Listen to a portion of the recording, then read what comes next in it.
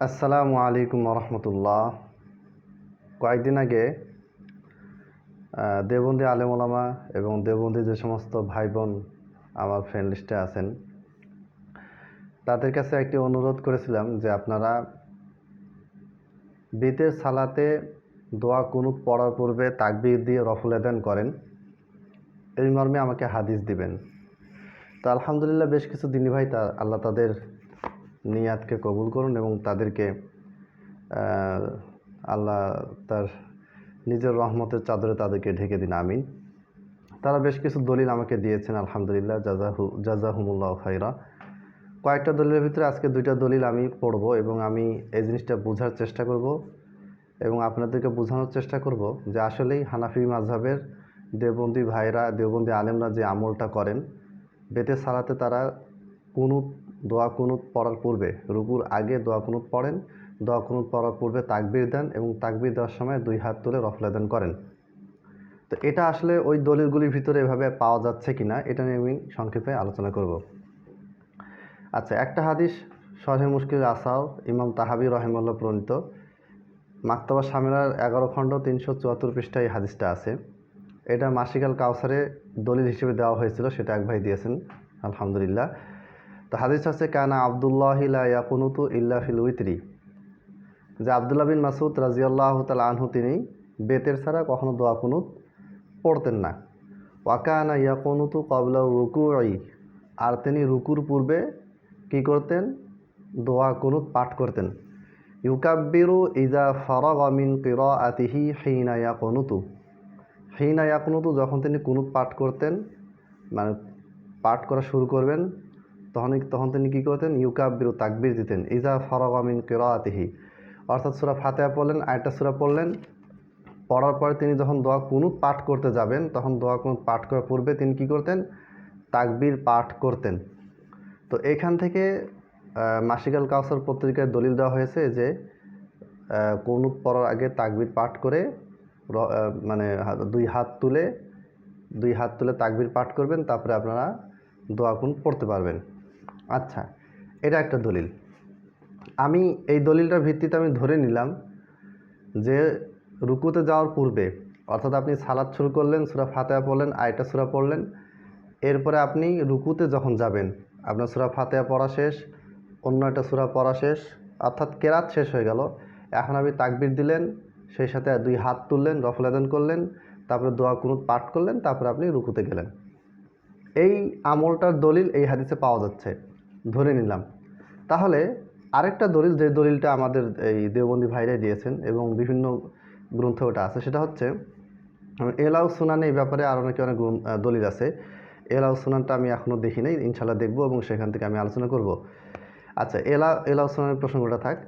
দ্বিতীয় যে দলিল, আরেকটা দলিল যেটা কমেন্টে এক ভাই দিয়েছেন, আমি ওনাকে চিনি না, জাযাহুল্লাহ খায়রান ফিদ দুনিয়া ওয়াল আখিরা। তিনি যে দলিলটা দিয়েছেন সেটা হচ্ছে আব্দুল্লাহ বিন মাসউদ রাদিয়াল্লাহু তাআলা আনহু থেকে বর্ণিত একটা হাদিস, যে আব্দুল্লাহ বিন মাসউদ রাদিয়াল্লাহু তাআলা আনহু বলছেন যে আমি আমার মাকে নবী সাল্লাল্লাহু আলাইহি ওয়াসাল্লামের বাসায় পাঠালাম, যে নবী সাল্লাল্লাহু আলাইহি ওয়াসাল্লাম কীভাবে আমল করেন, রাতের বেলা ইবাদত করেন, সেটা যেন তিনি দেখেন। তো এরপরে নবী সাল্লাল্লাহু আলাইহি ওয়াসাল্লামের আমলটা তিনি দেখেছেন, দেখার পরে তিনি বর্ণনা করেছেন। তার থেকে আব্দুল্লাহ বিন মাসউদ রাদিয়াল্লাহু তাআলা আনহু বর্ণনা করেছেন যে নবী সাল্লাল্লাহু আলাইহি ওয়াসাল্লাম 3 রাকাত বেতর পড়লেন। প্রথম রাকাতে সাব্বিহ ইসমা রাব্বিকাল আলা পড়লেন, দ্বিতীয় রাকাতে কুল ইয়া আইয়ুহাল কাফিরুন পড়লেন, তৃতীয় রাকাতে কুল হুয়াল্লাহু আহাদ পড়লেন। এরপরে যখন তিনি সূরা পড়া শেষ করলেন, সূরা ফাতিহা পড়া শেষ করলেন, বেতের সালাতের তৃতীয় রাকাতে সূরা ফাতিহা পড়লেন, সূরা ফাতিহা পরে বেতের পড়লেন, বেতের সালাত যখন বেতের সূরা ফাতিহা পড়লেন, তারপরে সূরা ইখলাস পড়লেন। সূরা ইখলাস শেষ করার পরে তারপর কি করলেন? ইজা ফারাগা মিন কিরাআতিহি, যখন নবী সাল্লাল্লাহু আলাইহি ওয়াসাল্লাম তার কিরাত পড়া শেষ করলেন, কাব্বারা, তখন তিনি তাকবীর দিলেন। সুম্মা কানাতা, এরপরে তিনি কি করলেন? দোয়া কুনুত পাঠ করলেন। ফাদা মিম্মা শা আল্লাহু আইয়াদউয়া, এরপরে তিনি তার ইচ্ছা মতো যা দোয়া মন চায় তিনি দোয়া পাঠ করলেন। সুম্মা কাব্বারা, অথবা তিনি আবার তাকবীর দিলেন। ওয়ারাকা, এবং এরপর তিনি রুকু করলেন। আচ্ছা, এখানে দ্বিতীয় যে হাদিসটা, এই হাদিসটা ওই ভাই ইবনে আব্দুল বার রাহিমাহুল্লাহ তামহিদ গ্রন্থে বরাতে দিয়েছেন। আমি আর তামহিদে এটা এখনও পাই নাই, বা যে কোনো কিতাবেই থাকুক সমস্যা নেই। আমি ধরে নিচ্ছি সবগুলো দলিল সহি, কোনো সমস্যা নেই। সহি মনে করে আমি আলোচনা করতেছি, এবং জয়ীফ কিনা দুর্বল কিনা, ইমামদের বক্তব্য কী, ওগুলো আলোচনা আমি টোটালি বাদ দিচ্ছি। আচ্ছা, এখানে দেখেন দ্বিতীয় যে হাদিসটা পড়লাম এটা এখানে 2 বার তাকবীরের কথা আসছে। প্রথম তাকবীরটা হচ্ছে কাব্বারা সুম্মা কনাতা, কেরাত শেষ করলেন, তাকবীর দিলেন, অতঃপর দোয়া কুনুত পড়লেন। এরপরে সুম্মা কাব্বারা ওয়া রাকাআ, দোয়া কুনুত পাঠ করলেন, পাঠ করা শেষ হলো, পাঠ করা শেষ হওয়ার পরে দোয়া করা শেষ হওয়ার পরে আল্লাহ নবী সাল্লাল্লাহু আলাইহি সাল্লাম আবার তাকবীর পড়লেন ওয়া রাকাআ, এরপর তিনি রুকু করলেন। এখন রুকুর আগে তাকবীর, আবার রুকুর আগে তাকবীরের পূর্বে দোয়া কুনুত, দোয়া কুনুতের পূর্বে তাকবীর এবং তাকবীরের সাথে রফুল আযান করা হচ্ছে। রফুল আযানটা মানসুখ হয়ে গিয়েছে। সহিহ বুখারী থেকে, সহিহ মুসলিম থেকে যত হাদিসে আপনারা দেন, দেওবন্দি ভাইরা বা বেলভি ভাইরা বা হানাফি মাযহাবের অধিকাংশ, 100% সব আলেম না, অধিকাংশই এটাকে মানসুখ বলেছেন এবং মানসুখ হওয়ার পক্ষে তারা যে দলিলটা পেশ করে তিরমিজি থেকে, আবু দাউদ থেকে, যেটার একটা ভিডিও জবাব আমি অনেক আগে দিয়েছি। আমার প্রশ্নটা হচ্ছে এখানে যে তাকবীর দিলে হাত তুলতে হবে, এইটা যদি গ্রহণযোগ্য ইজতিহাদ হয়, গবেষণা হয়, তাহলে দোয়া কুনুত পড়ার সময় আপনি তাকবীর দিলেন, রফুল আযান করলেন, আবার দোয়া কুনুত পাঠ করার পরে আপনি আবার তাকবীর দিলেন, রুকু করলেন, কিন্তু তখন আপনি রফুল আযানকে মানসুখ বলতেছেন।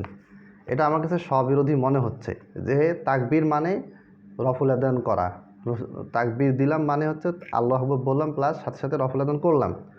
এই অর্থটা যদি আমি গ্রহণ করি, এই অর্থটা গ্রহণ করতে আমার কোনো আপত্তি নেই। যদি আমি এই অর্থটা গ্রহণ করি, তাহলে আমি দোয়া কুনুতে, বেতের সালাতে দোয়া কুনুতের পূর্বে আল্লাহ বলে রফুল আযান করলাম, দোয়া কুনুত পড়লাম, তার একটু পরে দোয়া কুনুত পাঠ করা শেষ হওয়ার পরে আবার আমি তাকবীর দিলাম, তখন কিন্তু আমি রফুল আযান করলাম না এবং আমি রুকুতে চলে গেলাম। অথচ রুকুর আগে তাকবীর করার ব্যাপারে অসংখ্য স্পষ্ট সহি, সরি, মারফু, মাওকুফ, মাকতু অনেক হাদিস পাওয়া যায়। আমার কাছে এই জিনিসটা একটু ধোঁয়াশা মনে হয়েছে। এই ব্যাপারে আমি আবারও আপনাদের শরণাপন্ন হব, আপনারা আমাকে জানাবেন ইনশাআল্লাহ। এবং কেউ যদি সরাসরি ভয়েস দেন বা সরাসরি আমাকে মেসেঞ্জারে বা হোয়াটসঅ্যাপে কল দেন, তাও হবে, কোনো সমস্যা নেই। যে কোনো আলেমের সাথে মুজাকারা, অর্থাৎ পরস্পরের সাথে সম্মান, ভালোবাসা, স্নেহ সব কিছু বজায় রেখে যে কোনো বিষয় আলোচনা হতে পারে, আপনারা আমাকে জানাবেন ইনশাআল্লাহ। আর আপনারা জানেন যে আমি আসলে অমুক দেশের বড় আলেম, তমুক দেশের বড় আলেম বা বাংলাদেশের বড় আলেম, এগুলি আমি কখনোই ফলো করার চেষ্টা করি না। আমি চেষ্টা করি সহিটা পাওয়ার, সেটা দেওবন্দীদের কাছে হোক, বেরলভিদের কাছে হোক, জামাতিদের কাছে হোক, আহলে হাদিসের কাছে হোক, যেটা আমার কাছে সহি মনে হয় এবং সহিটা যে কেউ দেখ না কেন সেটা আমি গ্রহণ করি, মেনে চলার চেষ্টা করি। তো আপনাদের কাছে আবারও অনুরোধ থাকবে যে এই বিষয়টা ক্লিয়ার করবেন যে বিষয়টা এরকম কেন, যে 2টা তাকবীর, একটা তাকবীরের সাথে রফুল আযান করলেন, আরেকটা তাকবীর আপনারা রফুল আযানকে বর্জন করলেন, এর কারণটা কি? এই বিষয়টা ইনশাআল্লাহ আপনারা আমাকে জানাবেন। আসসালামু আলাইকুম ওয়া রাহমাতুল্লাহ।